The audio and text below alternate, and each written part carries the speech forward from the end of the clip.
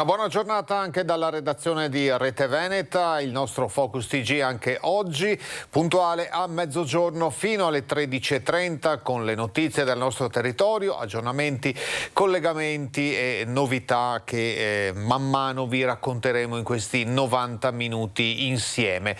L'apertura è inevitabilmente dedicata alla grande festa di ieri, la cerimonia di beatificazione di Papa Albino Luciani, Giovanni Paolo I, la cui festa liturgica è stata fissata al 26 agosto, giorno della sua elezione a pontefice nel 1978. Partiamo allora rivivendo la mattinata, la giornata di ieri, proprio dalla formula di beatificazione pronunciata da Papa Francesco su richiesta del vescovo di Belluno Feltre. Beatissime Pater, ego Episcopus Bellunensis Feltrensis, humillime a sanctitate vestra peto, ut venerabilem servum Dei Ioannem Paulum primum Papam in numerum beatorum ad scribere benignissime digneris.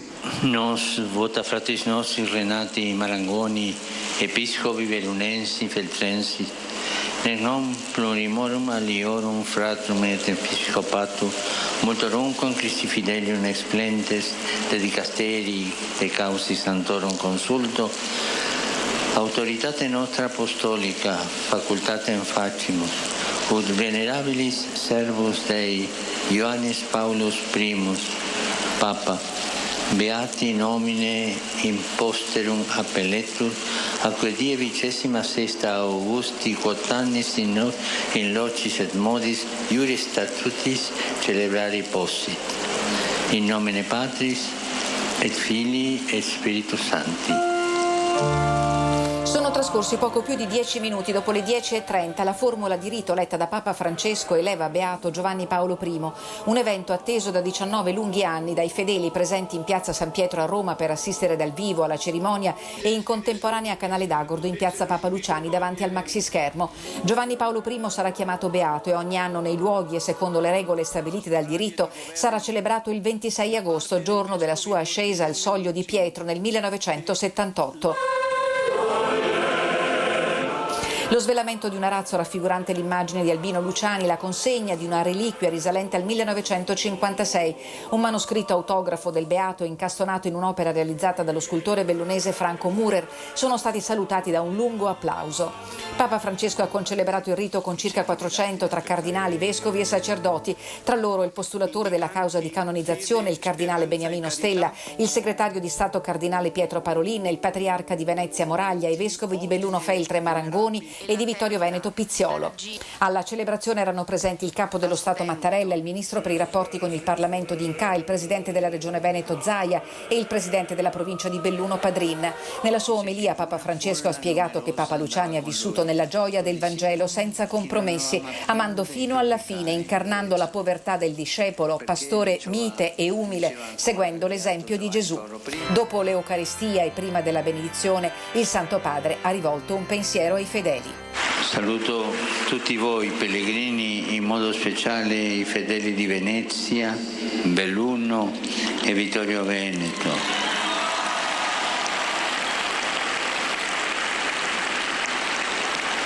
Località legate all'esperienza umana, sacerdotale e episcopale del beato Albino Luciani.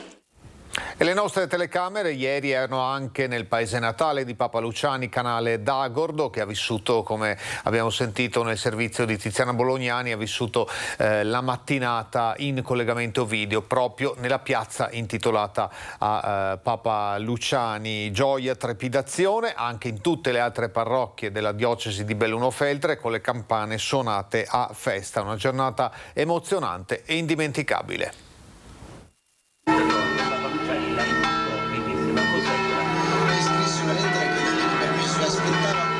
Si è conclusa Vista la cerimonia di beatificazione da Piazza San Pietro in diretta, seguita anche da Canale d'Agordo, davanti a un foltissimo numero di fedeli che hanno avuto il privilegio, l'orgoglio di partecipare a questa che sarà una giornata ricordata come una giornata storica.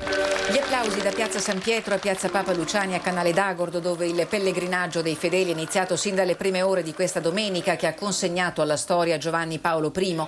Gioia e trepidazione tra la gente arrivata da ogni parte del Veneto e dai villeggianti presenti per testimoniare la devozione che si respira in ogni angolo del paese natale di Albino Luciani. È stato un uomo che ha preso per il cuore tutta la gente, io credo, perché con semplicità, con umiltà, come diceva sempre lui, ha fatto delle cose grandissime, e se 33 giorni sono bastati ad avere questo, non c'è nient'altro da aggiungere. È sempre stato un papa buono, che ha fatto del bene.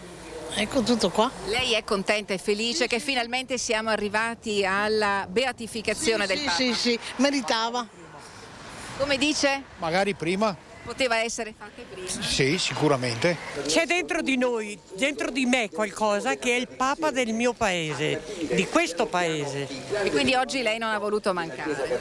Assolutamente no. Noi siamo sempre venuti qua a trovarlo, quando venivamo in ferie a Falcade la prima tappa era questa. Più di 10 anni che veniamo, è sempre un gran ricordo. È un riconoscimento anche di una persona qui del posto, nato tra le nostre montagne, sì che è una grazia per tutti noi come esempio di vita e di cristiano vissuto, insomma, ecco.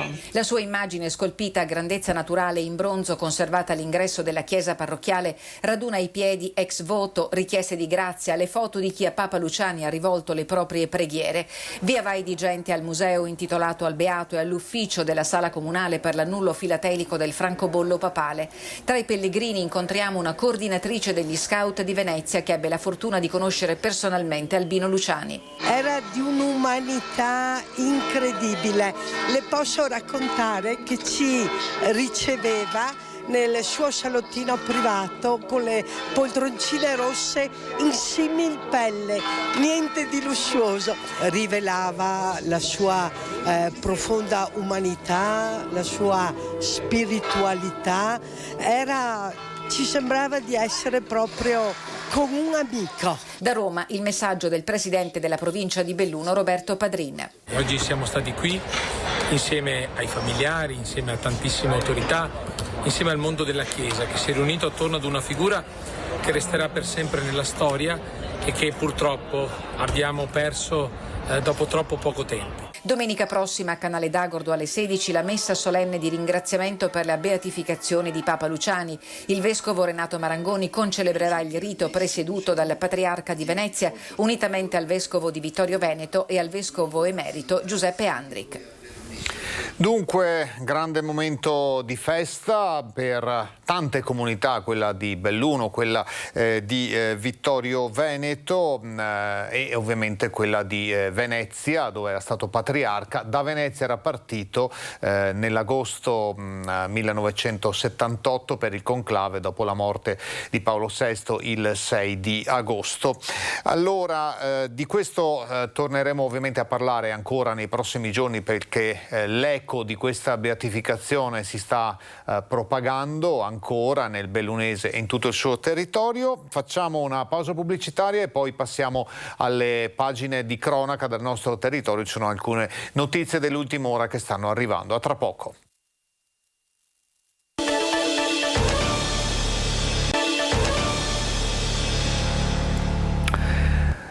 Ancora ben trovati telespettatori di Rete Veneta per questo Focus TG, come sempre fino alle 13:30 con gli aggiornamenti, le notizie, la cronaca del nostro territorio. Primo punto della cronaca, torniamo e completiamo la pagina dedicata a Papa Luciani con due importanti testimonianze che ne tratteggiano le principali caratteristiche. Un uomo di fede, di speranza e di carità. Di Luciani metterei in evidenza 3 caratteristiche: sacerdote che pregava, che viveva poveramente e che si sentiva bene con la gente. In relazione alla povertà, si riferiva alla povertà dei sacerdoti, mia madre soleva citare talvolta Monsignor Luciani per dirmi che il sacerdote non doveva avere conti in banca o libretto di assegni. Un ricordo, quello del cardinale Beniamino Stella, che esalta le virtù di Papa Giovanni Paolo I. L'attesa beatificazione sarà celebrata in Vaticano con una cerimonia diversa rispetto alle consuete. Non sarà infatti il corpo ad essere portato a Papa Francesco, ma una reliquia. Nello specifico, uno scritto autografo appuntato su un foglio bianco risalente al 1956. Uno schema per la riflessione spirituale sulle virtù di fede, speranza e carità. Da prete, vescovo e pontefice è stato capace di manifestare attraverso la sua vita la tenerezza di un Dio misericordioso e materno. La santità di Papa Luciani è importante per la Chiesa e per il mondo di oggi, perché attraverso il suo esempio siamo richiamati al cuore della vita cristiana, all'umiltà e alla bontà di chi sa riconoscersi peccatore e bisognoso di misericordia, di chi vuole servire con dedizione generosa e con opere di bene gli altri, annunciando la gioia del Vangelo. Un percorso, quello della beatificazione, iniziato 19 anni fa e che domenica troverà compimento. Un evento importante per tutto il territorio che è stato la casa del Papa del Sorriso. La nostra diocesi è una piccola diocesi, 180.000 abitanti, però in questi giorni vive veramente con intima gioia questo evento enorme che la riguarda. Siamo allora alla cronaca, sono riprese ieri e anche per la seconda giornata dalle 7 le ricerche per il corpo di Valeria Rosato, la signora di 88 anni scomparsa a maggio da Crespano del Grappa. Al centro di coordinamento dei Vigili del Fuoco, l'ex municipio di Crespano, si è ritrovata una decina di soccorritori della Pedemontana del Grappa, una ventina di volontari di protezione civile. Sono state percorse le valli della Madonna e delle Molle, una squadra del gruppo Forre del Soccorso Alpino Speleologico Veneto ha sceso nuovamente il torrente Astego, implementando di 3 chilometri il percorso, uscendo all'altezza dell'abitato di Fonte. Purtroppo nemmeno ieri è emerso nulla di nuovo. È ricoverata in terapia intensiva, non sarebbe però in gravi condizioni, una 82enne salvata dall'annegamento a Jesolo Provvidenziale. L'intervento dei Bagnini. Ha rischiato di annegare ad una cinquantina di metri dalla riva una 82enne della provincia di Bolzano in vacanza a Jesolo col marito. Secondo una prima ricostruzione, mentre faceva il bagno nello specchio d'acqua corrispondente alla Torretta 12, zona nelle vicinanze di Piazza Mazzini, la signora sarebbe stata colta da un crampo al polpaccio finendo con il volto nell'acqua. È stata salvata dai bagnini di Jesolo Turismo che l'hanno portata a riva iniziando le manovre di rianimazione. Poco dopo sono arrivati gli uomini della Guardia Costiera di Jesolo e i sanitari del SUEM, allertato anche l'elisoccorso che è atterrato in spiaggia, ma le condizioni dell'anziana sono andate via via migliorando e con l'ambulanza è stata ricoverata in terapia intensiva all'ospedale di Portogruaro. Non sarebbe in gravi condizioni. C'è stato un incidente stradale lungo la strada provinciale 500 a Sarego in provincia di Vicenza. Lo scontro fra due veicoli, uno dei quali è finito in un canale di irrigazione. Sarego. È di 2 feriti il bilancio dell'incidente stradale avvenuto ieri mattina lungo la provinciale 500 in via Veneto. Un'auto e una motocicletta verso le 6 del mattino si sono scontrate per cause in corso di accertamento da parte dei carabinieri, ma la vettura, nel tentativo di evitare il Centauro, è finita nel canale di irrigazione sottostante. Immediato l'intervento del personale sanitario del SUEM e dei vigili del fuoco, che hanno recuperato il conducente dell'auto, che era riuscito nel frattempo dall'abitacolo, ma essendo rimasto ferito non era in grado di risalire l'argine. Ferito anche il motociclista. Entrambi soccorsi dai sanitari sono stati trasferiti al vicino ospedale. Le operazioni di soccorso sono terminate verso le 9:30. È stato mortale invece un altro incidente accaduto nel Padovano. A Piazzola sul Brenta ha perso la vita un papà di 38 anni che in sella alla sua moto si è scontrato contro un trattore. Non sono ancora stati fissati i funerali di Mariano Industria, il papà di 38 anni morto in sella alla sua moto in un incidente stradale avvenuto sabato pomeriggio lungo la strada provinciale Contarina, Piazzola sul Brenta. Il 38enne, originario di Napoli, si era trasferito tanti anni fa con la famiglia nell'Alta Padovana. Fino al 2020 aveva vissuto a Carmignano di Brenta e poi si era trasferito con la moglie e i figli nel vicino comune di San Pietro in Gu. Da appassionato delle due ruote, 6 mesi fa aveva realizzato il sogno di acquistare una moto, una Yamaha 600. Sabato pomeriggio, all'altezza dell'incrocio tra via Marconi e via Vaccarino, si è scontrato con un trattore. Secondo una prima ricostruzione sembra che il motociclista stesse tentando una manovra di sorpasso proprio mentre il trattore stava invece effettuando una svolta. Sul posto sono intervenuti i carabinieri. L'impatto violento è stato fatale e a nulla sono valsi i soccorsi tempestivi. Mariano Industria, di professione posatore, lascia la moglie e 4 figli e 2 intere comunità, quella di San Pietro in Gu e Carmignano di Brenta, nel dolore. 30 persone indagate per associazione a delinquere. È stata eseguita un'ordinanza di misure cautelari nei loro confronti. 2 dei malviventi risiedono in provincia di Treviso e di Rovigo. I militari del Comando Provinciale Carabinieri e del Comando Provinciale della Guardia di Finanza di Bergamo hanno arrestato oltre 30 persone ritenute gravemente indiziate a vario titolo di associazione a delinquere, con l'aggravante di aver agevolato le attività di una nota cosca 'ndranghetista calabrese in relazione ad attività di usura, ricettazione, riciclaggio, trasferimento fraudolento di valori, favoreggiamento, nonché reati tributari e fallimentari. 2 dei 30 malviventi, entrambi 55 anni, erano residenti a Castelfranco e in provincia di Rovigo. L'operazione si inserisce all'interno di una complessa attività di indagine svolta in 12 province tra Lombardia, Veneto, Piemonte, Umbria, Sardegna, Basilicata e Calabria, attraverso accertamenti di natura economico-finanziaria per un giro di fatture false per oltre 20 milioni di euro. Abbiamo detto prima delle ricerche di questa anziana di 88 anni scomparsa a maggio a Crespano del Grappa. Questa mattina invece verso le 8:30 la centrale del 118 ha allertato il soccorso alpino di Cortina d'Ampezzo dopo la segnalazione di alcuni escursionisti di passaggio lungo il sentiero 432 che si erano imbattuti in un uomo a terra privo di coscienza in località Federa. Sul posto è stata inviata una squadra di soccorritori, anche l'elicottero, atterrati nelle vicinanze, equip medico e tecnico di elisoccorso hanno prestato le cure urgenti a questo 59enne di Cortina d'Ampezzo, un cacciatore che stava risalendo in direzione Croda da Lago quando è stato colto da malore. È stato imbarellato, portato all'elicottero, imbarcato e trasportato in gravi condizioni all'ospedale di Belluno. I militari saliti in jeep hanno preso in consegna e messo in sicurezza il fucile. Ora la storia del salvataggio di un cane finito in un burrone durante la passeggiata con il proprietario. È servito l'intervento di una squadra speciale dei Vigili del Fuoco. Arcugnano. Il finale è positivo per la disavventura che ha visto come protagonista Mara, un esemplare di setter inglese molto vivace. Insieme al suo proprietario erano andati in passeggiata nei boschi a ridosso di via Pila domenica mattina. Una zona impervia, poco battuta. Il cane da caccia, forse per inseguire una preda, è sfuggito al controllo e si è lanciata all'inseguimento dell'animaletto in fuga. In corrispondenza di un dirupo è finita in fondo facendo un volo di 20 metri. Immediatamente il proprietario ha lanciato l'allarme ai vigili del fuoco, che sono accorsi con gli specialisti del SAF, il reparto speleo alpino fluviale. Gli operatori, una volta imbragati e assicurati alle cime, si sono calati nella fenditura raggiungendo Mara, che attendeva fiduciosi i suoi salvatori con guaiti. Il cane si è lasciato imbragare docilmente e in breve è stato riportato incolume per la gioia dei presenti. Da questa storia di un cane alle storie invece dei giovani delle baby gang a Treviso. Si erano dati appuntamento in 500 in piazza Borsa con il rischio che ci fosse una rissa sventata stavolta grazie all'arrivo della polizia.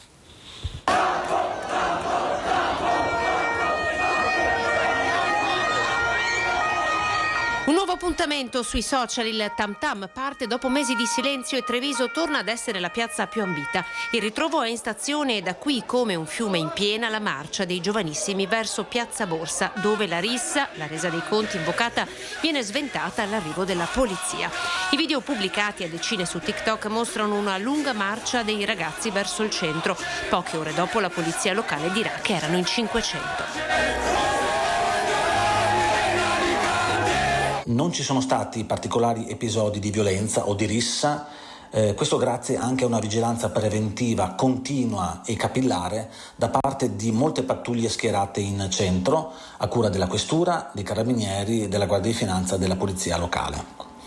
L'unico episodio che si è verificato e che ha attirato subito l'attenzione di 2 pattuglie della Polizia locale e di una della Questura si è consumato verso le 15 del pomeriggio vicino alla stazione, vicino al sottopasso della stazione, quando 2 ragazze 14enni si sono spintonate per fatti però che erano successi a scuola e in ambito familiare. Ragazze identificate, entrambe residenti a Salgareda, e i genitori, avvisati poco dopo, sono venuti a prenderle.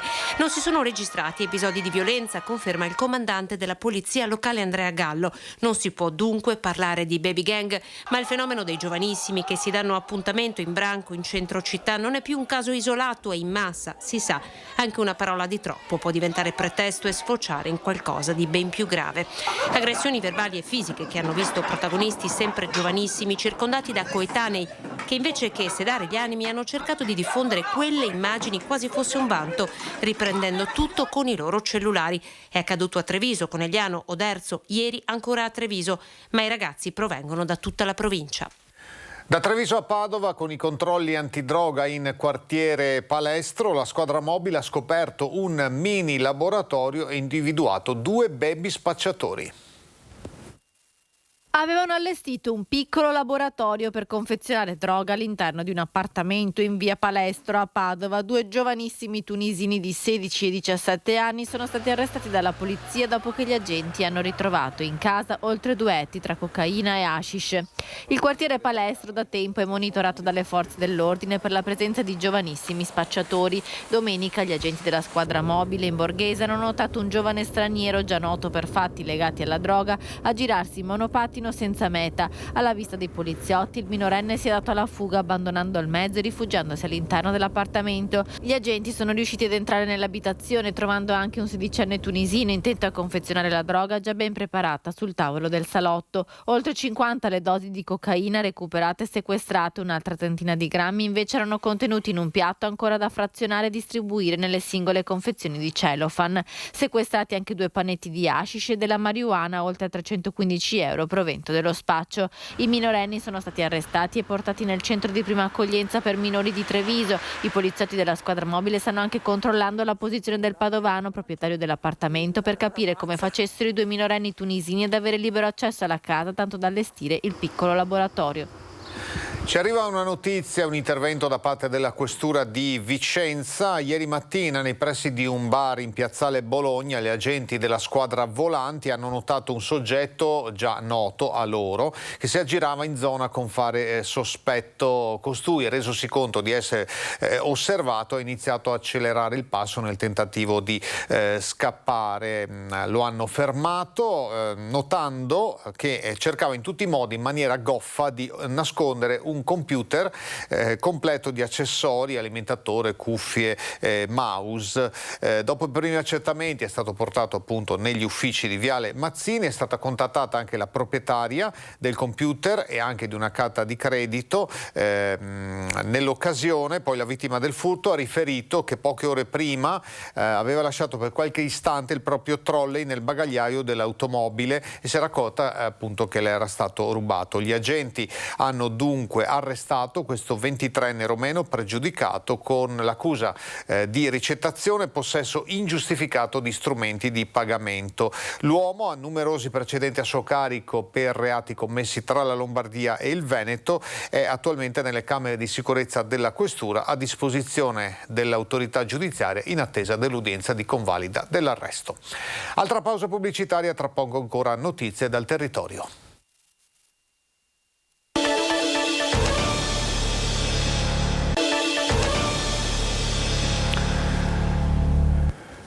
Ancora ben trovati in Focus TG, veniamo adesso ad alcune cronache locali, a cominciare da una fotografia che ci è arrivata dal nostro telespettatore che fa il seguito a quella già arrivata qualche giorno fa da un'altra zona della città. Qui siamo in Viale Venezia, la notizia non è tanto sulla strada che è praticamente deserta intorno alle 7 di stamattina, ma la notizia è che il lampioni, già con la luminosità del giorno crescente, i lampioni sono accesi, quindi questo telespettatore si domanda dove sia il risparmio energetico in questi tempi così difficili. Ne approfondiremo ancora nel corso dei nostri telegiornali.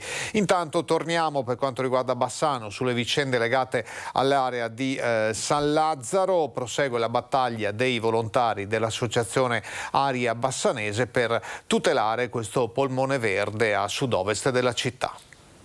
Non intendono fermarsi i soci di Aria in prima linea nella battaglia a tutela dell'area verde di San Lazzaro a Bassano, che rischia di trasformarsi in una colata di cemento, con l'abbattimento di edifici storici e la realizzazione di capannoni che andrebbero a devastare un territorio che ha impiegato secoli per raggiungere il suo equilibrio.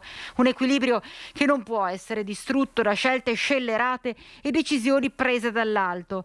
A questo punto la sindaca Pavano e tutti gli amministratori comunali hanno il dovere di proteggere il territorio che si sono trovati a rappresentare, perché a rischio c'è il futuro. Quello che noi vorremmo chiedere all'amministrazione è che riflettano molto bene prima di commettere quello che può essere un grande errore, perché il suolo, una volta rovinato, non può più ritornare come prima in tempi brevi. Io sono un agricoltore biologico e per me la fertilità del suolo è la base per la coltivazione e per la possibilità di continuare le coltivazioni. Coltiviamo grazie all'humus, cioè allo strato fertile e superficiale, molto superficiale della terra, che di solito non va sotto 25 cm. Per fare 10 cm di humus fertile ci vogliono circa 500 anni. Per distruggere completamente la fertilità, cioè lo strato di humus di 25 cm,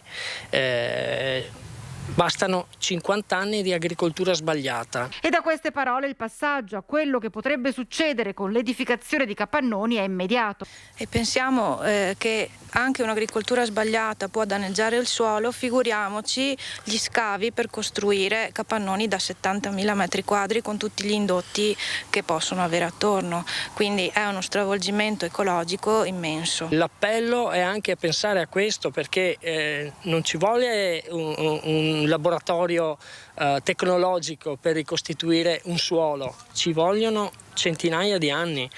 Cosa lasciamo alle prossime generazioni? Certo è che il tempo stringe, la lotta dei cittadini per salvare San Lazzaro continua, così come continua la richiesta di confronto con l'amministrazione. È necessario continuare a divulgare quanto sta accadendo e speriamo anche di poterci confrontare direttamente con chi siede poi ai tavoli per le decisioni.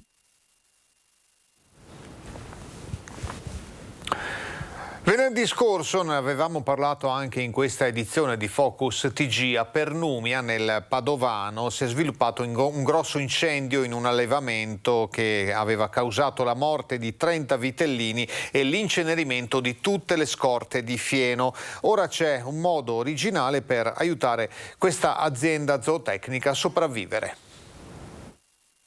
Una donazione di fieno o di denaro. La singolare iniziativa servirà ad aiutare l'azienda zootecnica Valdolmo di Pernumia, dove pochi giorni fa in un incendio sono morti più di 30 vitellini e sono bruciate tutte le riserve di fieno, oltre a parte della proprietà e alcuni macchinari.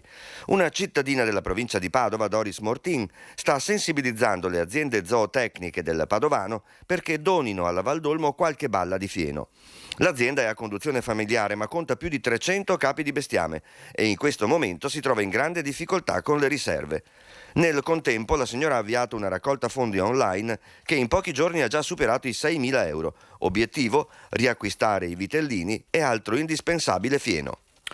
A Vicenza ora, dove si parla molto dell'arrivo dei cantieri della TAV, cantieri che potrebbero durare una decina di anni per permettere il passaggio della linea ad alta velocità e capacità ferroviaria nel capoluogo iberico. Il tragitto appunto della nuova ferrovia passerà nel cosiddetto quartiere dei ferrovieri, che però in questo periodo è preoccupato per un altro problema molto più locale ma molto sentito dai residenti, ovvero quello dello storico campo di calcio del quartiere che sarà messo in vendita. I residenti però non sono d'accordo. Vabbè, il campo di calcio è un peccato che venga tolto, perché comunque è sempre uno spazio di aggregazione, è uno spazio dove la gente può divertirsi, è un po' di verde che in città non fa mai male, quindi sarebbe cosa migliore tenerlo che chiuderlo. L'erba di questo campo di calcio, contenuta all'interno del quartiere storico dei Ferrovieri, è considerata sacra dai residenti. Generazioni di ragazzi hanno calciato qui i primi palloni e difeso l'orgoglio nero-verde della squadra del dopolavoro ferroviario, che assieme ad altre strutture e servizi ha fatto fiorire questa parte di Vicenza nella prima metà del Novecento. Eppure proprio RFI, ancora attuale proprietario del terreno, ha predisposto l'iter burocratico per mettere in vendita l'area, solleticando così l'appetito del mercato immobiliare. I residenti però non ci stanno.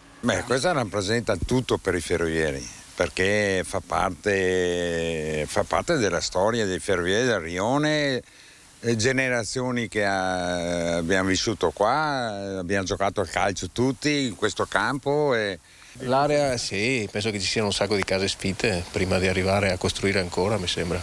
Di coprire col cemento ancora quel poco di verde che c'è a Vicenza, direi che sarebbe bene pensarci. Abbiamo sentito la memoria storica di qualche anziano che dice che si ricordava e giocava, sono anche pronti anche a scendere. Vabbè, dai, penso. Giusto? Spero che questa battaglia faccia mantenere il campo. Il campo dei ferrovieri rappresenta una risorsa per il quartiere, per i giovani, per gli anziani, sia per ricordare e per dare un futuro, una possibilità a tutti di divertirsi, di giocare, di stare in compagnia. Io sono un insegnante di educazione fisica, quindi cosa vuole che le dica? Purtroppo dico che la speculazione rende poco vivibile gli spazi all'aperto, soprattutto per i ragazzi e quindi e per la gioventù. Dobbiamo sicuramente garantire alla gioventù degli spazi aperti e la possibilità di socializzare, soprattutto dopo questo periodo piuttosto pesante che abbiamo vissuto il Covid e quant'altro. E adesso vediamo cosa succede. Il comune, speriamo che faccia delle belle scelte. I cittadini però non sono tanto qui. Condividono la mia idea. Ecco. Almeno... Se dovesse partire qualche speculazione farete di tutto voi? Nel limite della legalità e della possibilità, e insomma faremo qualcosa, ci opporremo, insomma, ecco. Restiamo a Vicenza e facciamo il punto della situazione sulla bretella dell'Albera, la variante alla strada provinciale 46 Pasubio. È un'opera attesa da anni ma che procede troppo lentamente anche nell'esecuzione e nella realizzazione delle opere accessorie. Allora il Comitato dei Cittadini torna ad alzare la voce. Anche nel mese di aprile, con il prefetto di Vicenza che aveva convocato tutti, si era detto al mese di aprile di quest'anno il sottopassaggio Pian delle Maddalene sarebbe certamente aperto, cosa che non si è verificata. Per un mese è stato transitato dai veicoli, dai furgoni, dai trattori, da tutti, però non era ufficialmente aperto. E quindi adesso ci siamo trovati con i blocchi. Il comitato Albera No Tir Sì Bretella per la Vita riprende la mobilitazione tra la gente dei quartieri Maddalena e Villaggio del Sole. Anche l'ultimo tassello del sottopasso di strada comunale Pian delle Maddalene sembra non essere immune dal ritardo cronico che affligge l'intera bretella nord di Vicenza della provinciale 46 Pasubio. A distanza di 4 anni e mezzo dall'inizio dei lavori di questa importante opera infrastrutturale, solo il 63% dei lavori è stato completato. Nel contenzioso tra gli enti coinvolti nel rimpallo di responsabilità, a soffrire restano i cittadini ancora stritolati dal traffico pesante. Noi ovviamente abbiamo ripreso una mobilitazione. Perché? Perché intendiamo spiegare per filo e per segno in maniera trasparente alla gente che non comprende questi ritardi, e quindi spiegare, ma anche nello stesso tempo sollecitare tutti. Dall'inizio dell'anno il cantiere è avanzato dell'8%, una progressione mensile dell'1% che matematicamente fa prevedere la conclusione dei cantieri solo nel 2025. Ancora 3 anni di calvario, il comitato si batte per una accelerazione doverosa. come comitato spingiamo con tutti i soggetti interessati, Ministero, Regione del Veneto, Sindaco, Provincia, Consorzio, affinché accelerino questi lavori. Il sottopasso, questo di Pian delle Maddalene, addirittura, come vede, è finito, e però non viene utilizzato, non viene transitabile, non si capisce qual è il motivo vero. Quindi anche da questo punto di vista denunciamo e speriamo che qualcuno si metta la mano sulla coscienza. Poco fa parlavamo del campo di calcio in vendita in quartiere Ferrovieri a Vicenza. Ci spostiamo a Venezia, centro storico, perché c'è una proposta dei campionati di calcio amatoriali di non avere più come sede di gara Venezia e le isole per la scomodità logistica e per i costi eccessivi. Arriva la replica del CONI, sarebbe un precedente grave, dunque il dibattito continua. Il CONI provinciale di Venezia boccia senza appello la proposta richiesta delle organizzazioni che promuovono i campionati di calcio amatoriali di non avere più Venezia, centro storico e isole tra le sedi di gara per i campionati di calcio 2022-2023, un'istanza motivata dal fatto che in Laguna i campi di gioco sarebbero logisticamente troppo scomodi per chi arriva dalla terraferma, comportando anche notevoli spese di viaggio per arrivare. Non si tratta, è bene sottolinearlo, dei campionati federali. Il CONI non ha potere decisionale in merito, ma le parole di Massimo Zanotto, delegato del Comitato Olimpico Nazionale Italiano per Venezia, parlano più chiaro di qualsiasi altra cosa. Diventa un precedente grave perché non vengono tenute in considerazione la difficoltà che quotidianamente le squadre che si allenano a Venezia hanno per svolgere l'attività, visto che gli spostamenti sono lunghi e visto che poi hanno tutta una serie di trasferte al di fuori del territorio insulare che comportano ovviamente dei costi. Le soluzioni ci sono, basta guardare alle federazioni. Credo che le soluzioni ci siano, possono essere adottate. Sicuramente da parte del Comune ci sarà la massima collaborazione per riuscire a trovare una soluzione. CONI, Comune e tutte le istituzioni sono pronte a lanciare un salvagente e dare una mano. Basterà a salvare il calcio tra Cagli e Campielli? Da parte nostra, come CONI, c'è la piena disponibilità a collaborare, a mettersi in gioco e a partecipare a un tavolo se necessario per trovare e individuare quelle che possono essere le soluzioni migliori per risolvere questo problema. Focus TG continua tra poco dopo la pausa pubblicitaria. State con noi.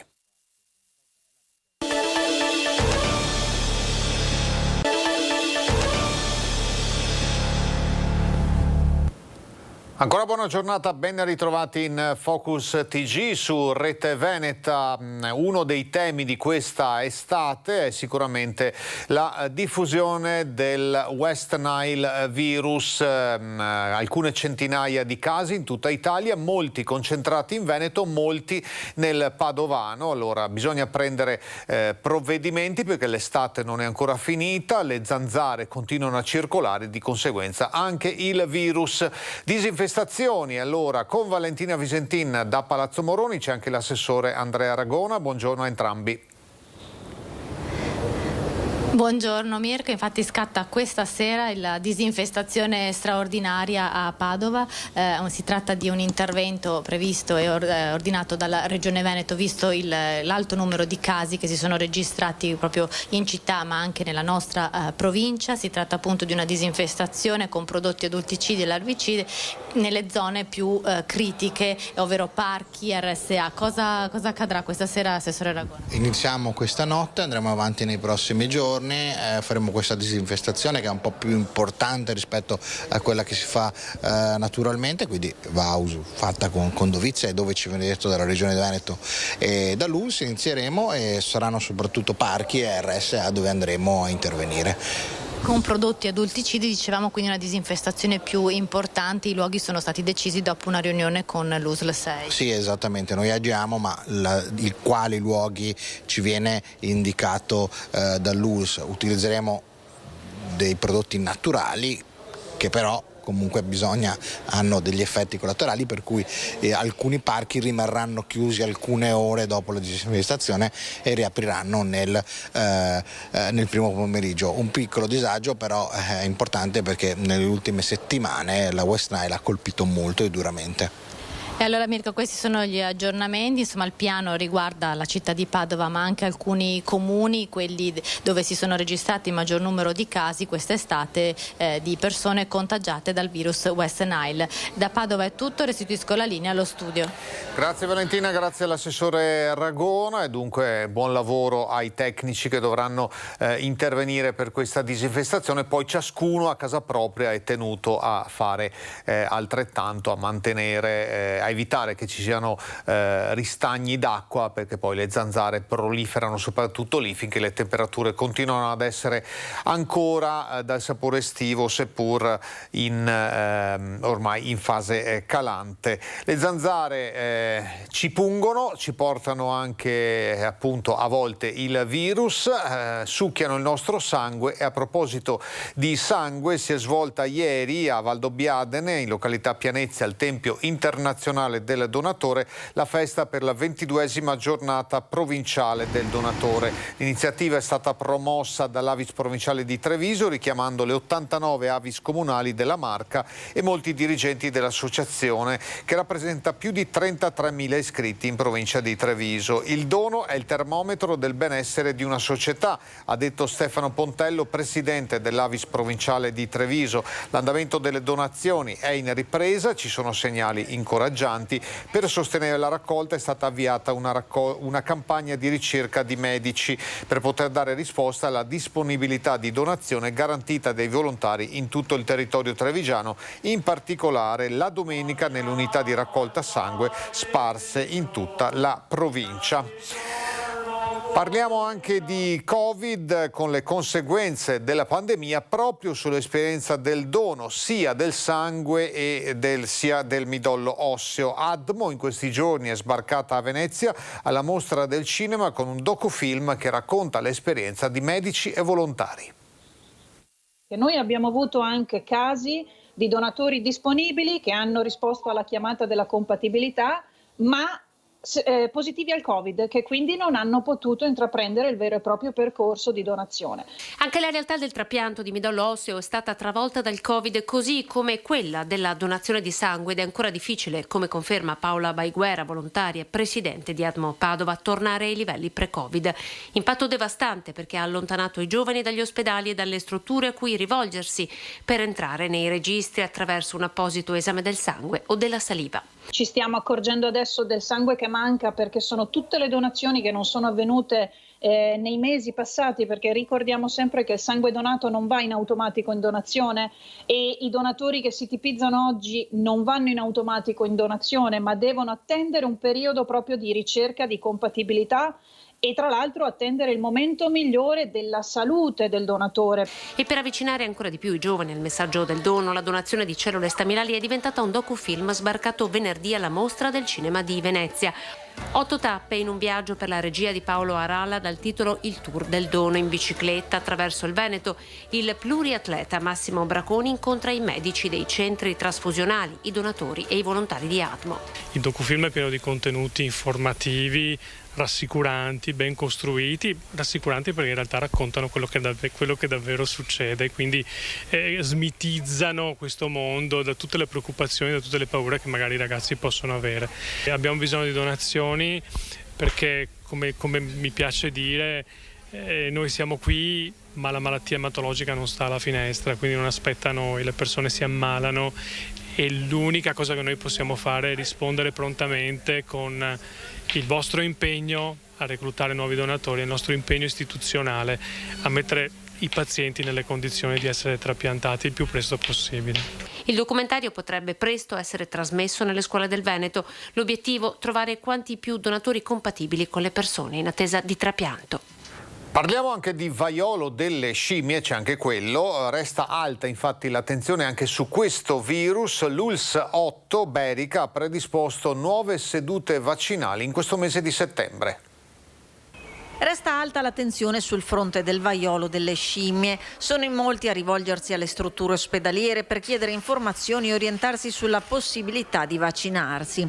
A Lulzotto la campagna di vaccinazione è aperta. In settimana sono arrivate ulteriori 300 dosi. Tenendo conto che il ciclo consta di 2 dosi a distanza di 28 giorni, abbiamo a disposizione circa 150 cicli vaccinali. Continuiamo l'offerta, naturalmente tutti gli utenti si stanno approcciando ai nostri sistemi informatici, al nostro servizio, continuiamo l'offerta però a delle categorie prestabilite. Noi abbiamo già decine di richieste e stiamo già programmando per la seconda e terza settimana di settembre 2 sedute vaccinali. Naturalmente alla richiesta poi contattiamo l'utente, il paziente e concordiamo appunto la data. Questo è il vademecum per chi volesse saperne di più sull'infezione, sui sintomi, la cura, il vaccino. Basta accedere al nostro sito dell'Ulsotto Berica, dove c'è un banner, una sezione dedicato al vaiolo delle scimmie.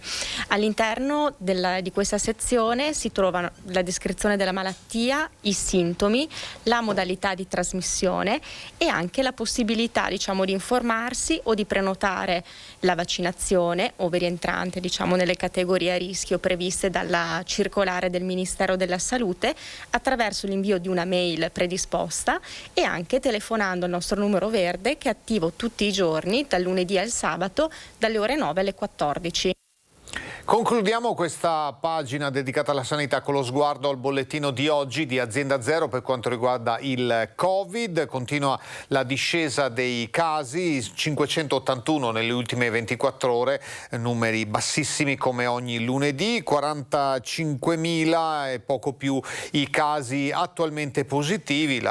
Dunque il calo continua, vediamo se il calo continua ed è così anche nei reparti. 613 persone ricoverate in area medica, 11 in meno, 33 in terapia intensiva, 1 in meno, 2 i decessi delle ultime 24 ore. Cambiamo argomento e parliamo del cambio della guardia. Al reparto operativo dei Carabinieri di Vicenza, il tenente colonnello Alessandro Giuliani, dopo 6 anni, lascia Vicenza, andrà a Varese. Dopo 6 anni di attività nel capoluogo berico, il tenente colonnello Alessandro Giuliani, comandante del reparto operativo dei Carabinieri di Vicenza, lascia la caserma di Via Muggia per essere trasferito a Varese, dove ricoprirà il medesimo ruolo. Romano di origine, con alle spalle una carriera maturata in diverse regioni italiane, oggi ha fatto un sunto di 6 anni vicentini, ricordando le numerose operazioni condotte, tra le altre quelle relative allo sfruttamento della prostituzione, quelle antidroga, ai sequestri di persona, fino ad uno degli ultimi episodi di sangue balzati alle cronache nazionali, quello che si è consumato a marzo a Chiampo, in cui un giovane ha ucciso i genitori per motivi economici. A subentrargli sarà il tenente colonnello Salvatore Gueli, capo sezione della DIA di Brescia, che già conosce il territorio veneto per aver ricoperto in passato incarichi a San Bonifacio e Conegliano. Ora a Conegliano, dove nei 7 ettari dell'ex fornace Tomasi lungo via Matteotti sorgerà il nuovo cosiddetto Parco Prosecco. Un sito in abbandono da oltre 40 anni sarà dunque riqualificato grazie ad un accordo di programma pubblico siglato tra Regione, Provincia e Comune. Vi nascerà un nuovo centro direzionale con servizi di accoglienza, ristorazione, valorizzazione dei prodotti food and beverage territoriali, cioè cibo e bevande, e incubatore di start-up tecnologiche. Ci sarà spazio anche per il Museo del Prosecco e per la sede degli enologi. Completerà la riqualificazione un auditorium da 900 posti. L'inizio dei lavori per il primo semestre del 2023. Ci sarà anche un ampio parco pubblico su quasi 8 ettari adiacente all'ex fornace Tomasi, che sarà curata e gestita dal comune di Conegliano. Ormai meno di 3 settimane alla chiusura della campagna elettorale per le elezioni politiche, si chiude alla mezzanotte di venerdì 23 di settembre, il dibattito si scalderà sempre di più inevitabilmente proprio nella parte finale della campagna elettorale. Dove invece non c'è alcun segno di movimento è sugli ormai vecchi cartelloni elettorali. Ecco cosa abbiamo trovato a Bassano. 3 settimane alla chiusura della campagna elettorale per le elezioni politiche del 25 settembre, una campagna che si gioca molto sui mezzi moderni, ovviamente la televisione e ancora di più i social. I mezzi tradizionali, ovvero i manifesti elettorali, sarà anche per il costo della carta, non vengono più utilizzati. Questo è lo scenario in Viale delle Fosse. 60 spazi numerati da una parte della strada, altri 60 sul lato opposto, ma dei manifesti, dei simboli, dei volti e dei nomi dei candidati non c'è traccia. La propaganda elettorale diretta, così si chiama quella che regola l'affissione dei materiali stampati, è regolata da una legge del 1956, modificata nel 2014. Ogni giunta comunale deve individuare e delimitare gli spazi, assegnando la posizione fisica dei tabelloni in luoghi precisi e visibili al pubblico. Questo comporta anche l'impiego di ore di lavoro da parte degli operai, che saranno richiamati anche per lo smontaggio. Qualche partito si era già mosso ai primi di agosto utilizzando gli spazi pubblicitari ordinari, ma ora che la campagna elettorale è formalmente in corso, i messaggi su carta non interessano più. Gli spazi ci sono, ma sono vuoti. Il 25 settembre vedremo come e quanto si riempiranno le urne. Abbiamo visto prima quell'immagine dei lampioni a Bassano accesi quando già ormai faceva giorno. I conti della bolletta elettrica pesano sempre di più anche sui bilanci comunali. C'è chi, come il sindaco di Pederobba, Marco Turato, dice: o spengo le luci o riconsegno le chiavi del comune. O do servizi alla cittadinanza oppure do le chiavi a chi di dovere e si arrangino loro, perché io non saprei come sbarcare il lunario. Consegnare le chiavi al prefetto, nelle parole del primo cittadino di Pederobba, tutta la frustrazione che lui, come gli altri colleghi sindaci, sta vivendo in questi mesi alle prese, come famiglie e aziende, con il caro bollette. O spengo tutti i lampioni che abbiamo appena cambiato, messo col sistema LED per risparmio energetico, oppure non saprei cosa fare perché le bollette sono triplicate. La situazione è tragica. Ci sono già molte famiglie che si stanno rivolgendo ai servizi sociali del comune, soprattutto anziani soli che con la pensione non riescono a far fronte alle spese, racconta il sindaco, che in vista dell'autunno sta già pensando a quali servizi ridurre, dallo spegnimento delle luci all'abbassamento dei riscaldamenti. Prevediamo delle spese le quali non possono essere più quelle che avevamo previsto, di conseguenza i bilanci vanno in disordine e non riusciamo più a dare i servizi che avevamo preventivato. Si è chiuso ieri il primo dei 2 weekend della 10ª edizione di Made in Malga, mostra nazionale dei formaggi ad Asiago, con una 90ina di espositori che sono complessivamente soddisfatti per l'affluenza del pubblico, dei visitatori e degli acquirenti. Sono arrivati da tutta Italia, senza nascondere le difficoltà di un'estate complicata, soprattutto per la siccità.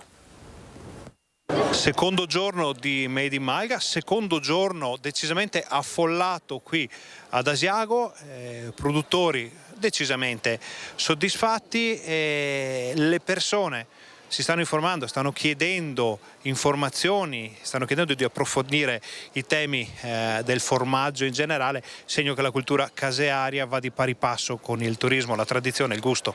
Questa forma è partita da 11 kg, è un Asiago DOP prodotto della montagna, per arrivare adesso, dopo 7 anni, a 6 kg e 7 etti.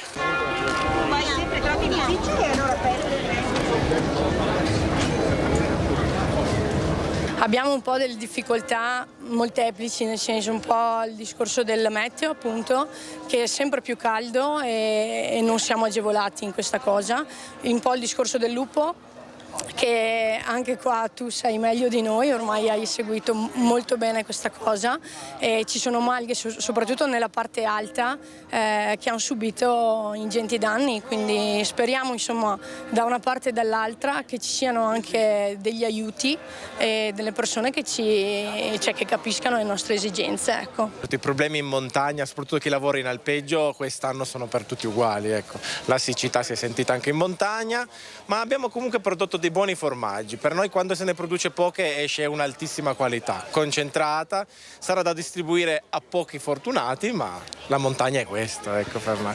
È più importante il benessere, anche la gente che viene nel nostro agriturismo è importante, però più importante diciamo che anche il mangiare delle mucche, le star bene delle mucche, hanno un po' patito per questo secco che è stato, come tutte le cose, adesso si sono un po' adeguate, l'erba comincia a crescere e speriamo nel bene anche in questo senso qua.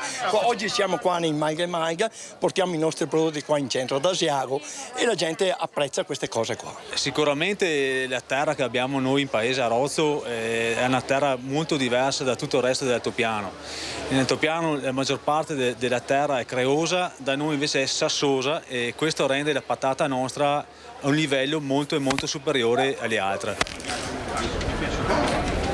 E così con il pienone ad Asiago va in archivio anche il terzo giorno della prima data di Made in Malga, che continuerà nel prossimo fine settimana. Il tempo ha tentato qualche volta di mettersi di traverso, ma alla fine le cose sono andate decisamente bene.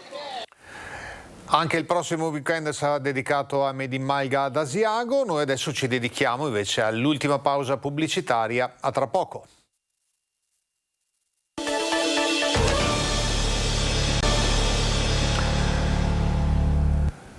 L'ultima parte di questo Focus TG di lunedì 5 settembre, ancora ben trovati e buona giornata. Fra una settimana, prima campanella del nuovo anno scolastico, si torna a scuola, un anno scolastico che già nella sua fase di vigilia è caratterizzato anche questo inevitabilmente dalla voce spesa, la spesa per i libri, per tutti gli accessori, per il trasporto scolastico, per le mense, insomma i bilanci familiari sono caricati anche di queste voci. Si cercano di trovare soluzioni sui vari fronti appunto che toccano il mondo scolastico. Per quanto riguarda i libri c'è una buona abitudine che a Bassano esiste ormai, non solo a Bassano ma esiste da diverso tempo, ovvero recuperare quelli usati degli anni precedenti vendendoli, cedendoli alle generazioni nuove, se il libro è ancora in buone condizioni e rimane ancora valido per la didattica. Vediamo allora com'è andata quest'anno. Oltre 3.000 le persone intervenute al Parco Ragazzi del 99 allo scambio libri usati proposto dall'Unione Comitati Genitori delle Scuole Superiori di Bassano.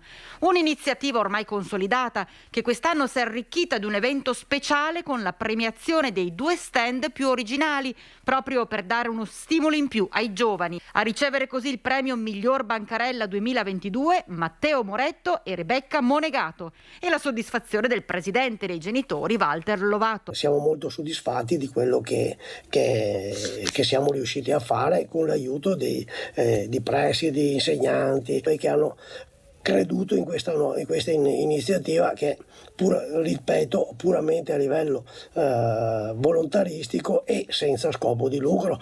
Lovato ha colto anche l'occasione per alzare il tiro, sollevando l'annosa questione della sostituzione dei libri di testo che va a pesare molto sulle tasche delle famiglie. Dispiace aver verificato, come sempre, che molti libri vengono ogni anno messi fuori commercio e quindi non sono più vendibili solo per dei piccoli cambiamenti di alcune pagine, qualche inserto, e quindi questo è veramente un problema per le famiglie che sono costrette a sborsare decine di euro per prendere libri che potrebbero già essere comunque riutilizzati senza creare ulteriore spreco di materie prime e di soldi. Ma questo non ferma l'Unione dei Genitori promotori del mercatino. Pensiamo di poter ripresentare anche il prossimo anno, ci stiamo già pensando e lavorando per creare un evento ancora migliore. Un evento importantissimo internazionale che è in corso in questi giorni è ovviamente la Mostra Internazionale d'Arte Cinematografica a Venezia, 79esima edizione nel suo 90° anno dalla prima edizione, quella del 1932, sottratto poi ovviamente il periodo bellico. E allora, per parlare di Mostra del Cinema ci colleghiamo con Venezia, con il nostro Lorenzo Maier. Buongiorno Lorenzo. Buongiorno a te e ai nostri telespettatori. Allora, siamo a metà del cammino anche per la Mostra del Cinema. Facciamo, Lorenzo, un primo bilancio di queste giornate, in attesa poi dei verdetti di sabato. È una mostra che è molto ricca, molto scoppiettante, che sta mantenendo quelle che erano le aspettative. È un weekend che è stato veramente pieno di cose, è quello che ci siamo lasciati alle spalle. Sono già stati, come sappiamo, attribuiti i 2 Leoni d'Oro alla carriera, a Catherine Deneuve il primo giorno durante la giornata inaugurale e poi sabato al regista Paul Schrader. Già abbiamo visto 2 film italiani in concorso. Oggi è la giornata che viene tra l'Italia e l'America e vi spiego perché. L'Italia perché ci sono 2 eventi fuori concorso importanti di oggi. L'Italia perché avremo il regista Gianfranco Rosi, che ha vinto il Leone d'Oro qui a Venezia negli anni scorsi con un suo documentario fotografico, che porterà sugli schermi il suo documentario In viaggio su appunto le missioni di Papa Francesco, ed è un titolo molto atteso anche per lo spessore appunto del regista che 2 anni fa venne qui in competizione, sfiorò il Leone d'Oro con il suo film notturno. E poi l'America perché oggi è la giornata indubbiamente dei grandi divi americani, dei talent, con questo Don't Worry Darling, non ti preoccupare caro, altro evento fuori concorso che porta un cast hollywoodiano, ma un hollywoodiano rivolto molto ai giovani, alle serie, che è attesissimo, e fin da questa mattina ci sono fans davanti al tappeto rosso perché aspettano la passerella di questo pomeriggio e poi di questa sera. Tanti eventi e un cinema italiano che si dimostra in salute nelle sue eccellenze, come vogliono forse dire i 15 minuti di applausi che ha ricevuto nella sala grande nella proiezione per il pubblico il film di Andrea Pallaoro. Ecco Lorenzo, ovviamente ci si proietta ai giorni conclusivi, sabato c'erano i verdetti, le varie premiazioni. C'è qualche pronostico su un favorito, 2, 3? Che situazione c'è quest'anno? No, pronostici ancora non ce ne sono, anche perché ricordiamo che ogni giornata porta 2 film in concorso e quindi il concorso deve svelare tutte le sue carte. Ci sono ancora una decina buona di film che devono essere visti e per cui non si ha ancora un quadro generale della situazione. Diciamo che essendoci 5 film italiani in concorso, la speranza è che almeno per alcuni di questi ci possa essere, c'è chi vince il Leone d'Oro, ma comunque magari qualche riconoscimento importante. Lo scorso anno veramente Paolo Sorrentino sfiorò, possiamo dire, il Leone d'Oro, perché lo davano tutti per il film vincitore, invece si è portato a casa non il Leone ma comunque un premio importante da parte della giuria, così come vinse un premio di Pierangelo Frammartino. La speranza è che i film italiani possano rientrare nel palmarès, però un po' viste le tradizioni anche di questo festival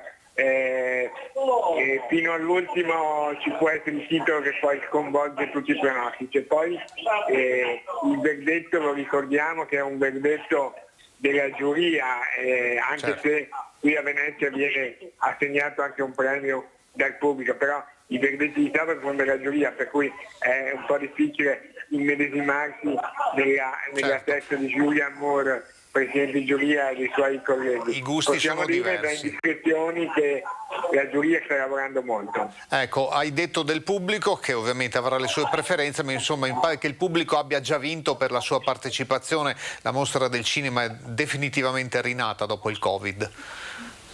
Sì, il pubblico, soprattutto il red carpet, ecco, è tornato ad essere aperto, per cui questo ha portato colore, ha portato brio, ha portato vivacità alla mostra. C'è finalmente una capienza al 100%, perché anche nei 2 anni di pandemia il pubblico partecipava chiaramente, anche se la capienza deve fare al 50% e il red carpet era schermato, era impossibile da vedere per il pubblico.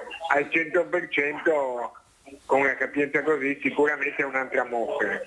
Benissimo, allora te la lasciamo godere, poi ne sentiremo raccontare nei tuoi servizi nei prossimi giorni. Grazie Lorenzo Maier, buona giornata. A voi. E noi, restando proprio in questo tema, sentiamo un'intervista a uno degli attori italiani più apprezzati, ovvero Giulio Base.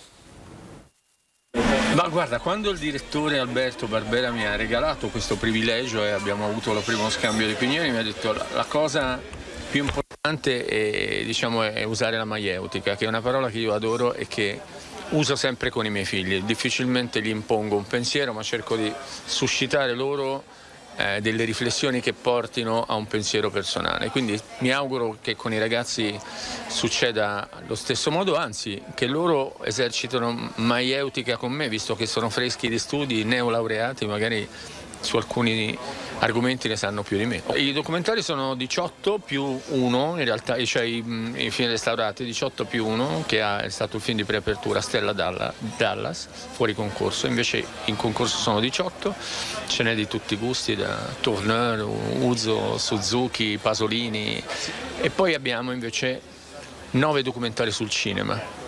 Si sente un po' la responsabilità di fare questo ruolo dopo 2 anni in cui la sezione non c'era per le ragioni del Covid?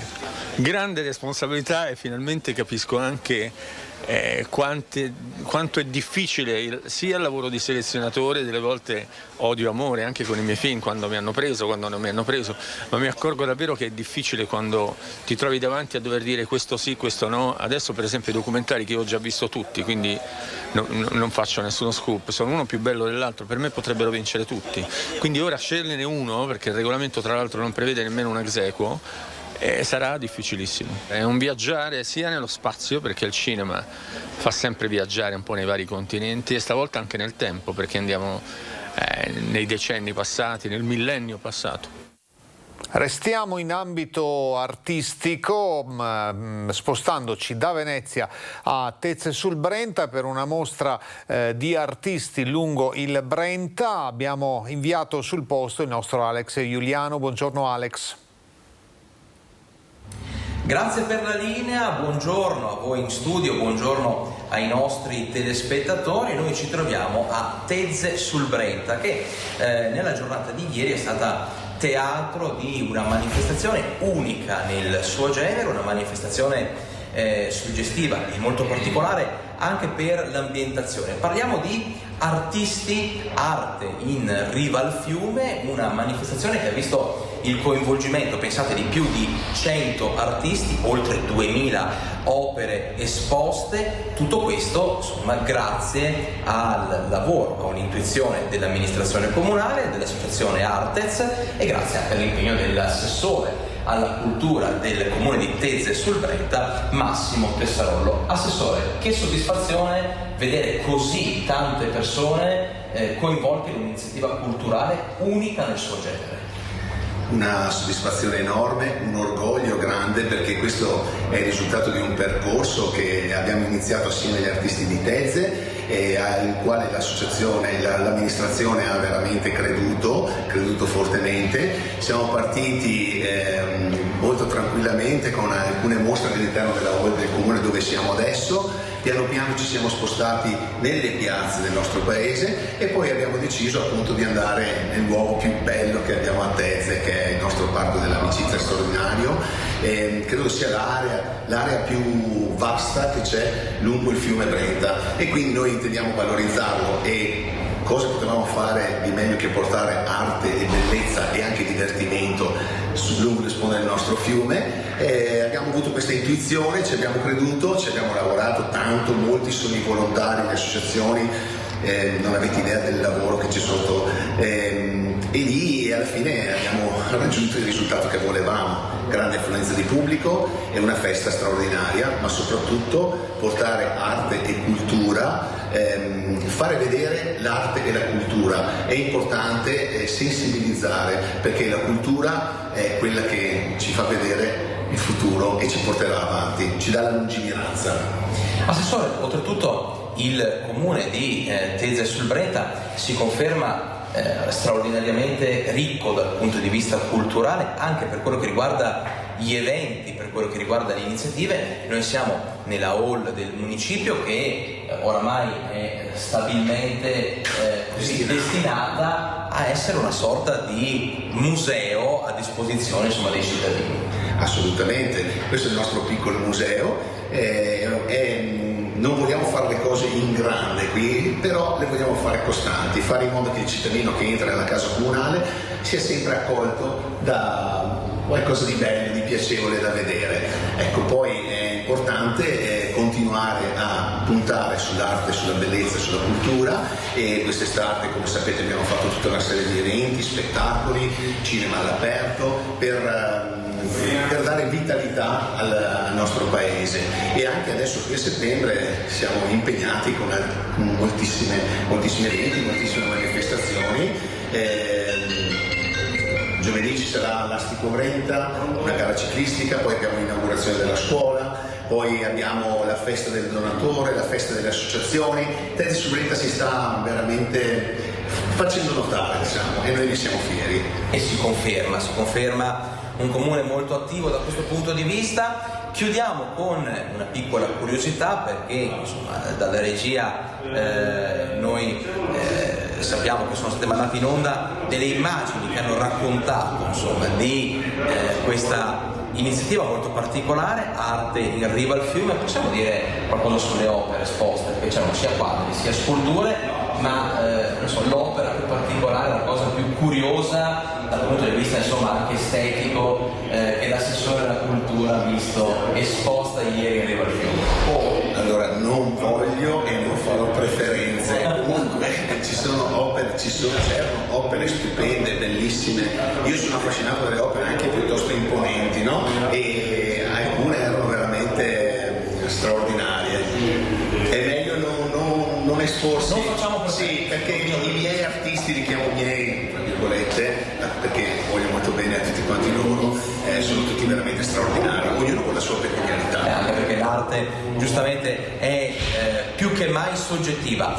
Se non avete domande da studio, io da Tezze sul Brenta, in compagnia di Massimo Tessarollo, assessore alla cultura del comune di Tezze sul Brenta, vi restituisco la linea. Grazie Alex, grazie all'assessore Tessarollo. Dunque iniziativa molto interessante che valorizza gli artisti locali, poi in un posto come le rive del Brenta, che sono altrettanto a loro modo una bellezza. Ancora arte dal Santo a Berlino. È stata aperta in questi giorni la mostra Donatello, l'inventore del Rinascimento, che dopo Firenze farà tappa nella capitale tedesca fino al prossimo 8 gennaio, dove si potrà ammirare l'eccezionale crocifisso dell'altare maggiore della Basilica di Sant'Antonio. Un'operazione delicata sotto il controllo costante dei restauratori e la supervisione della soprintendenza. Dopo Firenze hanno raggiunto Berlino i 3 bronzi di Donatello provenienti dalla Basilica di Sant'Antonio. Si tratta dello spettacolare crocifisso dell'altare maggiore, dell'Imago Pietatis e del Miracolo della Mula, sculture fondamentali nel racconto del genio di Donatello ripercorso dalle 90 opere della mostra dal titolo Donatello, l'inventore del Rinascimento. Le opere saranno esposte dal 2 settembre 2022 all'8 gennaio 2023 ai Musei Nazionali di Berlino, come spiega il co-curatore della mostra Neville Rowley. Già spostare un'opera del genere è una cosa quasi impensabile, che può accadere solo per occasioni eccezionali come questa mostra, o come i lavori di rifacimento dell'altare del santo che si sono fatti nei secoli, perché l'allestimento originale non c'era, non c'è più. Il crocifisso non era sull'altare del santo come oggi, ma sul tramezzo, quindi si è già spostato questo Cristo, ma mandarlo a Berlino voleva dire che una cosa enorme. Dopo Firenze e Berlino, la mostra sarà allestita a Londra con l'obiettivo di parlare a studiosi e visitatori di provenienze culturali diverse.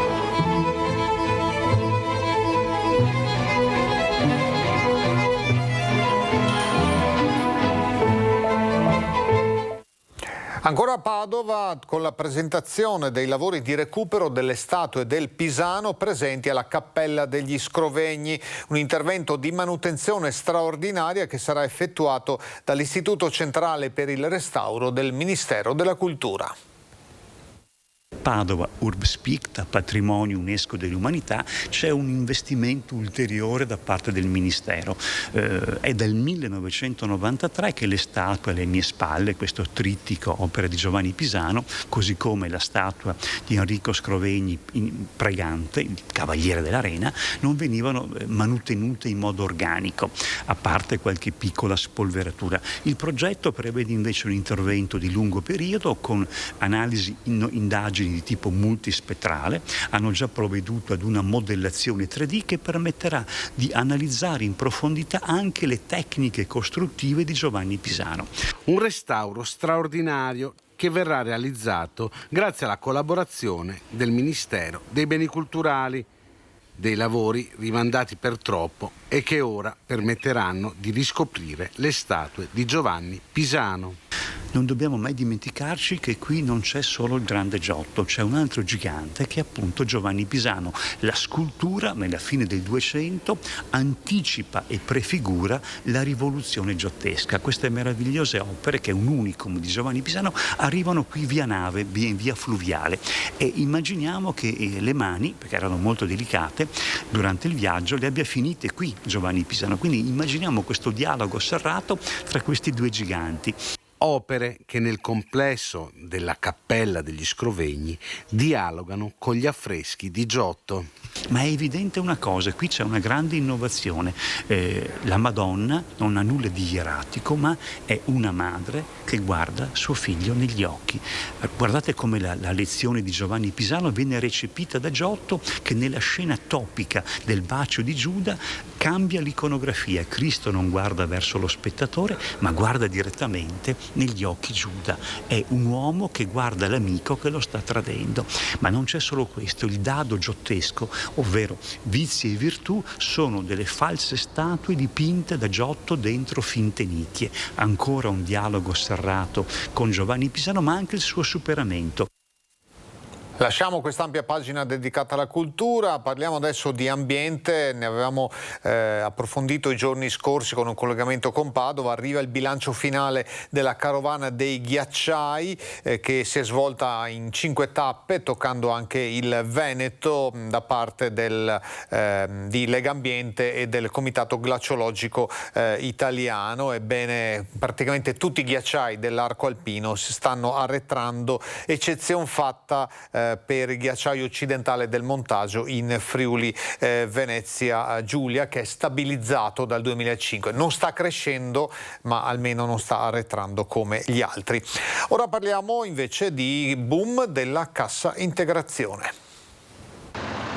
È boom di richieste di cassa integrazione nel Padovano. Aziende, specie tra quelle cosiddette energivore, cioè che hanno consumi di energia ben al di sopra della media, che fanno richiesta per aprire la procedura per accedere alla cassa integrazione e poi attivarla quando c'è la necessità. Al momento la maggior parte delle aziende sta valutando il da farsi, anche se il numero di lavoratori che sono attualmente in cassa integrazione resta basso. Ci sono molte richieste di cassa integrazione, ma più che di cassa integrazione anche di cambio orari, riduzione di orario, riduzione di giornate lavorative e anche la rinuncia a evadere delle commesse che diventano antieconomiche. Molte le aziende che vivono in pratica la giornata organizzano cioè il lavoro in base al prezzo dell'energia e del gas, con il risultato che c'è chi ha concentrato i turni alla sera o di notte, quando i costi sono più bassi, oppure che si ferma qualche giorno alla settimana.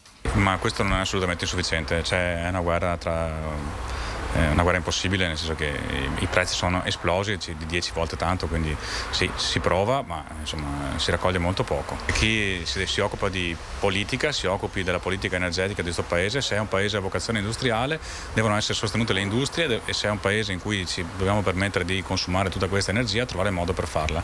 In altri paesi europei sono molto più avanti, sono impegnati in tantissime altre fonti.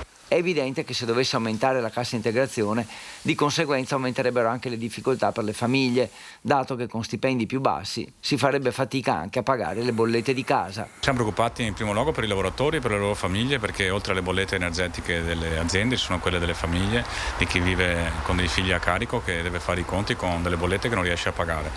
Siamo molto preoccupati, sì, assolutamente sì. Uno scenario, insomma, che vede i sindacati preoccupati per il presente e per il futuro, in attesa delle decisioni che il governo deve prendere subito. Per chiudere torniamo a parlare di zanzare, compagnia fastidiosa durante tutta l'estate. Ce ne spiega qualcosa di più l'entomologo Claudio Venturelli. È un periodo d'oro, direi, perché c'è stato tanto caldo questa stagione estiva passata, ma anche le ultime piogge hanno riempito i ristagni d'acqua che erano rimasti asciutti, e per la zanzara tigre, la Aedes albopictus, è questo il momento in cui schiudono le uova che erano state depositate in asciutta, ma avevano fatto una sorta di cul-de-sac, perché hanno avuto la possibilità di accumulare tante uova che non sono schiuse perché non pioveva. Adesso stanno schiudendo tutte insieme e c'è un'abbondanza davvero rilevante. La zanzara comune invece, la Culex, è quella che deposita le uova già in acqua, e in questo momento ha la possibilità di trovare tanti ristagni in tanti posti, ma anche nei nostri giardini naturalmente. Due zanzare, che diciamo maschio e femmina, che si sposano, decidono di mettere su famiglia. Alla fine di ottobre, queste due zanzare nate in aprile, se tutto per loro va bene, che nessuno fa disinfestazione, hanno a disposizione acqua, hanno a disposizione cibo, possono nascere in quelle 10 generazioni circa 2500 milioni di miliardi di zanzare, che sono tantissime, perché detta così è un numero che potrebbe lasciare solo sorpresi. Ma se pensiamo alla zanzara lunga 1 centimetro e la pensassimo in fila indiana, ben ordinata, quel numero raggiungerebbe la distanza tra la Terra e la Luna per 65 milioni e 400 mila volte, quindi il numero è davvero eccezionale, insomma. Insomma, che fossero tante le zanzare ce ne eravamo accorti da tempo. Allora, grazie anche all'entomologo Venturelli. Noi con questo chiudiamo l'edizione odierna di Focus TG. Torniamo domani puntuali alle 12. L'informazione su Rete Veneta, come di consueto, alle 18.50 con TG Bassano, alle 19.15 con TG Vicenza. A voi tutti, grazie per l'attenzione. Buona giornata.